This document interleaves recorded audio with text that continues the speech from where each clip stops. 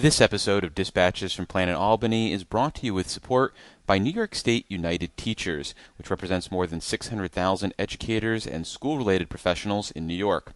Dispatches is also supported by the public affairs firm O'Donnell & Associates. For more information, check out o'donnellsolutions.com. Whether they're trying to run for Congress or they're trying to run for the state Senate, I don't know why y'all want to do those things, because this is the best place in the world to be.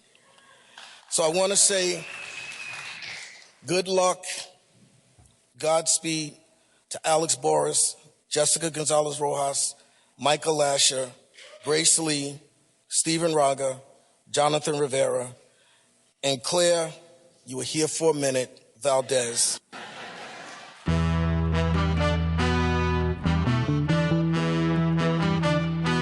I've also declared war on potholes, so here's the first shot across the bow. Well, as you know, with Planet Albany, there's always something that makes the planet turn. And it's this amazing view of D.C., and Eddie Vedder comes out. And he goes, "You have a cigarette?" And I've never smoked in my life, but if I had, I wish that was the moment. And this strategy takes us from potholes to knotholes. I would like to say it was a pleasure, Mr. Kim. But I'm on the road. I'm David Lombardo, and you're listening to Dispatches from Planet Albany, a WCNY podcast about power and politics in New York government. And on this episode, we're getting into the mind of New York's most powerful figure, Governor Kathy Hochul, who recently sat down with Politico New York's Albany bureau chief, Nick Reisman, for an extended interview. And he joins us to discuss what he learned and what comes next from the Empire State's chief executive. Well, Nick, I want to start with how you approach the kind of extended sit-down you had with the governor, because this is an underappreciated art form, what you have done with these, whether it's the natural conversation style that you're able to strike, at least from what I'm reading. Maybe it's super tense in the room. But there's also the background that you cram into your questions as well as sort of your off-the-cuff comments. So what does your prep look like, and what are you trying to accomplish when you go into one of these interviews? Prep, I just wing it. Sure, no, that's not to a certain degree, though. Well, you have to. But let me back up. Yes, there is a significant amount of prep time. You do have these, or at least I try to have these outlines going into these interviews where I'm thinking up questions, and I kind of have like a running list of questions that I keep for the governor should the opportunity arise to talk to her. And when you set up an interview like this, you kind of want to have a couple goals in mind. You want to get her on news of the day, and then you also kind of want to get her on just how she's kind of viewing the current political moment. Just where does she see herself fitting into where the political environment is currently, and it seems kind of obvious to me where she is right now, where she's kind of in this strange in-between position. You've got Donald Trump back in the White House, who has clearly shown a desire to shape and influence, meddle in the affairs of his native state. And then you've got Mayor Zohran Mamdani in New York City, who has harnessed a lot of economic populism on the left. And in some respects, Trump and Mamdani, they get along very well together. In some respects, they're kind of two symptoms of a very similar situation right now in American politics, where voters have turned to outsiders who are not traditional politicians, who have this populist rhetoric on the right and on the left, and they've got very ardent supporters and very passionate detractors. Kathy Hochul does not fit into either of these lanes. She's a moderate Democrat, very traditional institutionalist Democrat in many respects. And she has to work with both these guys. And it's a bit of a tightrope that she's on at the moment. So, when I pitched this interview to the governor's team, it was basically just kind of like, look, she got a lot of wins in this budget, which objectively she did. She got her budget, regardless of how you felt about the process this year, regardless of how you felt about the tactics that she used in order to get what she wanted, how late this budget was. On paper, she got her victories, and she can now run for re-election touting those victories. So, when you look at the fact that she had this budget done, and she also is kind of now transitioning to a much more political moment as she's also running for re-election, it seemed like the time was ripe to kind of get her on where things stand at this very moment, and luckily for me, they accepted. Well, I want to follow up on two things there. One, the idea of winging it is true to a large degree. You got to be flexible. You got to be flexible. But I mean, you also bring more than a decade of institutional knowledge to this, so you don't necessarily have to reread what the Climate Leadership and Community Protection Act is. I mean, a lot of this stuff lives in our brains rent-free, and it's what makes us sickos when it comes to all this. And then the idea of what you can accomplish. I think the public sometimes has this mistaken idea of what our role is and how we need to push people, and like we need to be Lieutenant Daniel Caffey in A Few Good Men and get Jack Nicholson to announce, I ordered the code red. I mean, there is generally in political interviews no moment like this where the governor goes, oops, you got me. I actually have the secret plan to do X, Y, Z, or I've got a secret agreement with so-and-so. I mean, that just isn't realistic, right? Well, I mean, like, look, there can be confrontational interviews, and you can take a prosecutorial approach if it's warranted in certain interviews, but sometimes it also is revelatory when you have a person who's just kind of talking. And give them rope and more rope and more rope. Sure, yeah, and there's a benefit to that too. So, yes, you can certainly take a confrontational approach in an interview, and maybe you get something good out of that. Maybe you don't. Maybe you can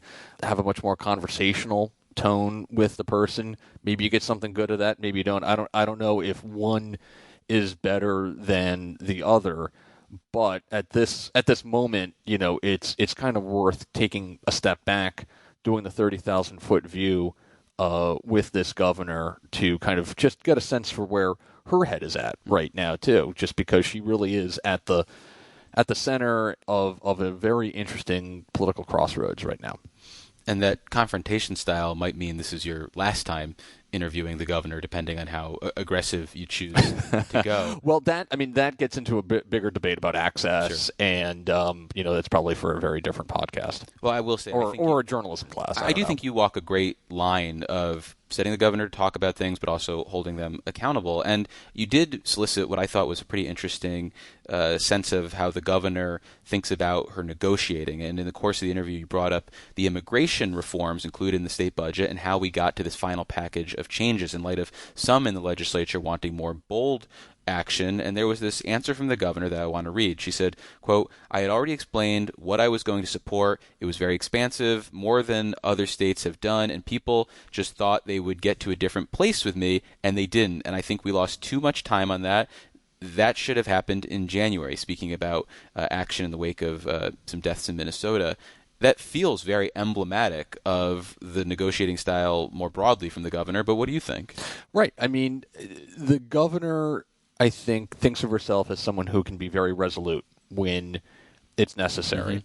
And, while that quote may suggest that she kind of dug in on this front, it's worth pointing out that she was willing to negotiate with the legislature. There was a moment there, I think it was back in April, early May, and I'm going to get my timeline messed up here because everything's just so condensed over the last 6 months or so. But there was a moment there where it appeared that negotiations over the immigration package had blown up because the governor was not willing to accept New York for All, which would have had greater limitations on how agencies like ICE can coordinate with local police departments, and the governor came out at a news conference and did something that she is usually, and she says that she is loath to do this, which is negotiate in the press, and she wound up negotiating in the press by basically going out there and saying, I'm willing to make a series of, she never said concessions, but in some respects they were. She acquiesced to certain bills, including one that prevents law enforcement from wearing masks. That was a change. That was news. And so she was trying to meet the legislature halfway on this, but the legislature was dug in on their version of New York for All, not the governor's package, which he has called local cops, local crimes. So that was kind of a revelatory moment because it did speak to the governor's frustration with an issue that very early on she did try to lead with.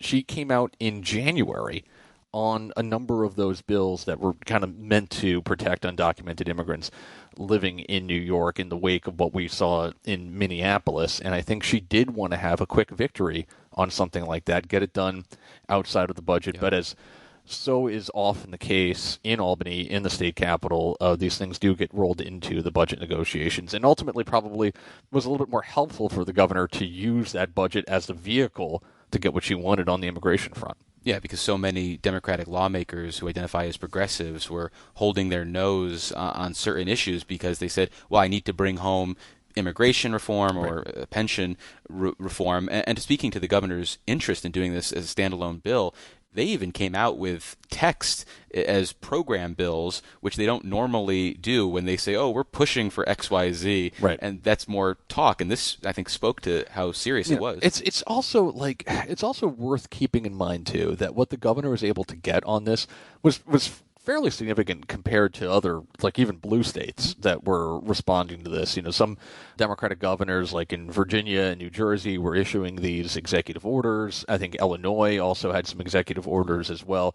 This was legislation, and it has gone further than other blue states have been willing to go on something like this. So it was fairly significant. It was also fairly significant for a governor who, when you look at the scope of her career, has been kind of hesitant to get into a fight like this. Something you brought up in the interview. Something I mentioned, back when you were the Erie County clerk, she became notable statewide when she opposed Eliot Spitzer's plan for driver's licenses for undocumented immigrants. Now, that's a position she has changed. She changed when she was lieutenant governor, when Andrew Cuomo was pursuing a similar policy.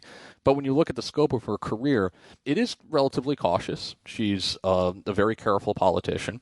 So when she saw an opportunity like this, as the unrest in Minneapolis was kind of unraveling, it's pretty significant, and I think that is worth pointing out.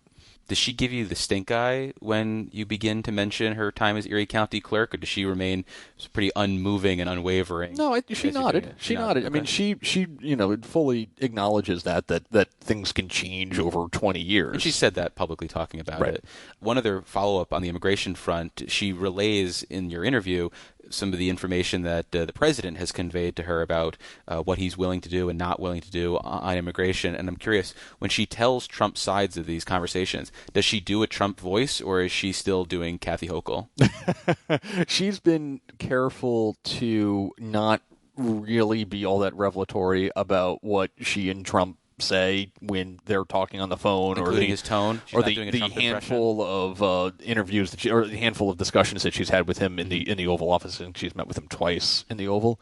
No, I've not heard her do a Trump impersonation. She's not someone who does voices, I've noticed. I haven't seen that from her, and it's probably for the best. Yeah, I think it's probably a good policy for us all. Not just governors or elected officials, but it's probably good to leave the impersonations to SNL. Well, turning then to the other side of the coin that you highlighted, New York City Mayor Zohran Mamdani, I think unsurprisingly in hindsight, he enjoyed a very good working relationship with this governor throughout the entire session. They found things to partner on where they overlap: child care, funding for New York City and addressing their fiscal woes. But you also asked about next year, and specifically the potential for the Big Apple to seek additional special treatment in the budget. What was your takeaway from the governor's answer on that?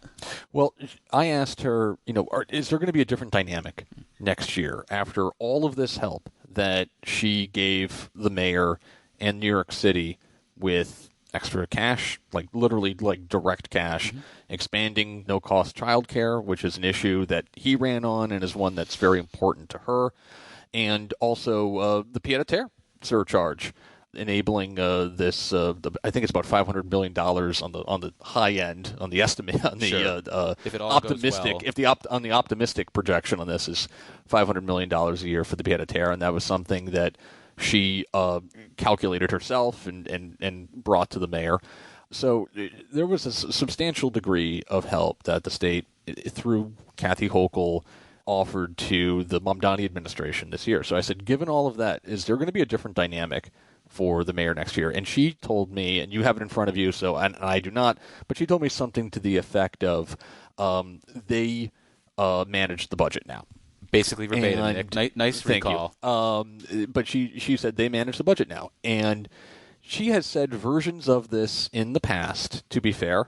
She said this back in March before the pied-à-terre was put together. But now that the state budget is done, now that the city budget is being put together and is due, I believe, July 1st, obviously the calculations are going to be changing here a little bit. And the state does have some of its own issues that it has to take care of next year. She very, very much seemed to suggest that, this was help that was necessary, she said, because of the financial picture that Mamdani inherited from Eric Adams. And that going forward, this is year 1, year 2, you're going to have to kind of stand this up on your own. Now, the question that I have, and I think that's one that we're not going to get fully answered until next year, is, does Mamdani's posture with Governor Hochul change next year? Will he be a lot more vocal for her to do a broad-based tax increase on very rich people and corporations? We're talking like an income tax increase on large companies and the extraordinarily wealthy in New York.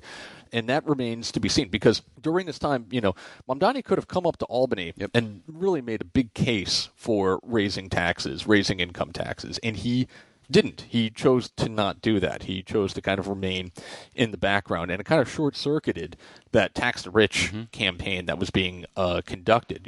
So will it be different when the governor, if she wins re-election this year, is next year in her second full term, not facing that kind of political pressure in an election season? Will she be facing some real pressure from the mayor to do so? And we won't really know that until probably this time next year. And I think how the November elections shake out would probably inform how aggressive the governor, assuming she gets reelected, chooses to be. I mean, if she squeaks by with 52%, maybe she's looking for new allies, or maybe she gets more reentrenched. If she gets 60-plus percentage points, maybe she does something else.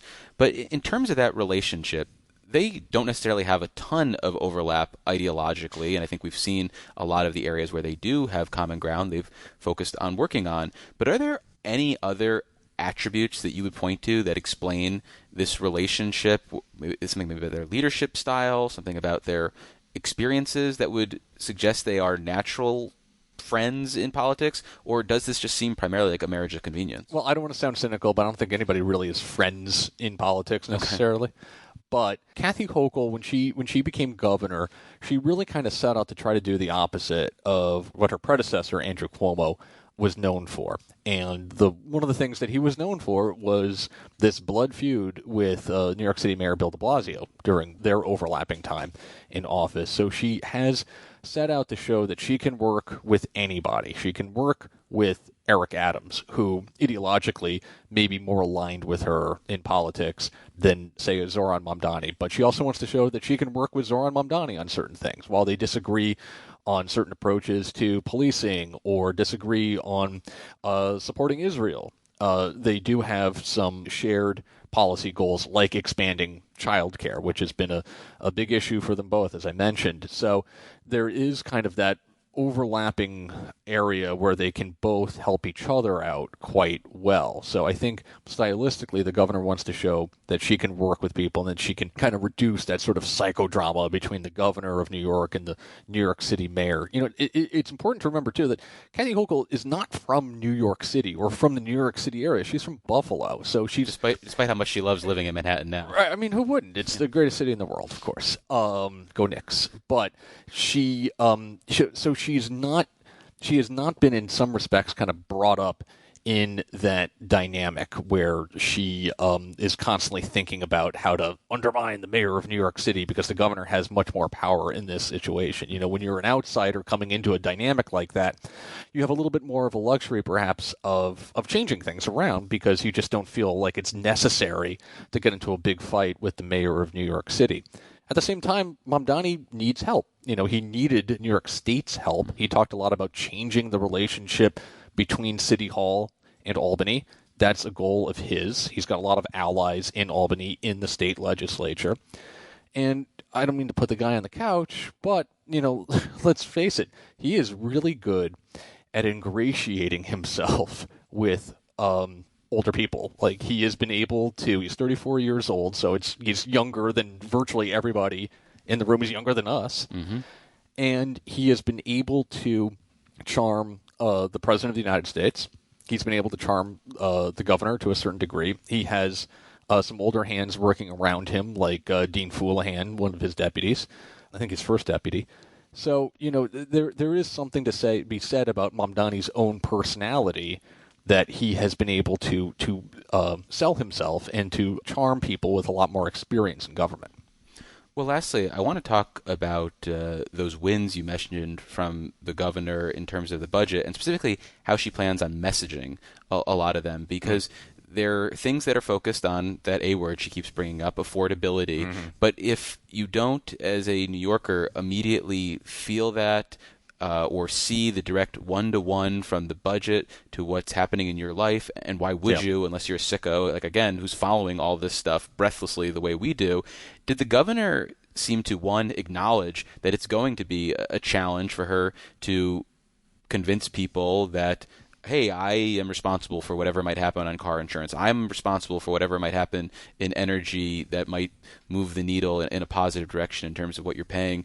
And if she does acknowledge that it is a challenge, did she seem to indicate to you, or maybe you have your own thoughts on what they've focused on in the past, how they're going to message this stuff? Is it just a constant full court press of press conferences? I mean, what do you think it looks like? She talked a lot about, empathizing with people's concerns, first and foremost, basically understanding where people are at right now on the affordability concern and on these pocketbook issues. And obviously, when you think back to like 2-3 years ago, when you still had the Biden administration, that was the big Achilles heel for Democrats, right? Was not understanding that people were really hurting financially, and that inflation's transitory, and that turned out to certainly not be the case.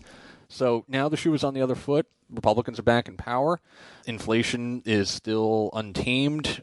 Gas prices after the war in Iran are still pretty high as well, higher than they were a year ago. So at the same time, Democrats are really going to have to show that, yes, they understand people's affordability concerns, but they also have to avoid being singed themselves by these high prices, because voters are becoming increasingly frustrated and restive, not just with Republicans in power, but also with Democrats if they're in elected office as well. Basically, any incumbent is really going to have to explain what they're actively doing to help people right now. And this is going for both parties at the moment, because people are becoming impatient with the lack of, I don't know if it's understanding, or at least the lack of feeling like people in office understand their concerns, and that's why you're seeing them turn to outsiders. In terms they get, because that was the issue in 2022 and 2024 for Democrats, which was they're like, who are you going to believe, me or your lying eyes? As they hold up a chart that says, no, the economy is great because eggs are expensive. Don't get focused on that. And the quote that came out from the governor in your conversation that I grabbed on was, I will own what we own. And that's wishful thinking to me, in the sense that you can specifically say, hey, if your car insurance bill is either staying the same or going down, that's because of me. If you're paying more at the pump, that's because of the president's war. And I don't think voters think that way. No. I really don't think they think that way. I mean, the big question for what Hochul was able to get in this budget is, yes, will voters credit her with these changes that are really not going to bear much fruit until after Election Day? Sure. I think she has told us in the past that the car insurance changes are really not going to be felt by New Yorkers for months down the road at best. Potentially years, and potentially years. Changing the State Environmental Quality Review Act so you can build faster. I mean, it takes a while to build a house. Sure. One house, let alone the millions of units that they want to build in order to address the housing shortage in New York. And if you really want to take a step back on this incumbent question, I mean, this isn't just New York or even the U.S. This is a global phenomenon that we're facing right now, where you've got incumbents really across the planet who have to explain to voters why it's so hard to buy a home right now, why their paycheck feels like it's not going as far as it once did. And Kathy Hochul is going to have to face that question just like anybody else who's running for re-election this year. Well, we've been speaking with Nick Reisman. He's the Albany bureau chief for Politico New York. You can find his entire Q&A, which also touched on the essential plan, which I thought was an interesting answer we got from the governor. You can find that at Politico.com. Thanks so much for joining us. Really appreciate it. Thanks for having me.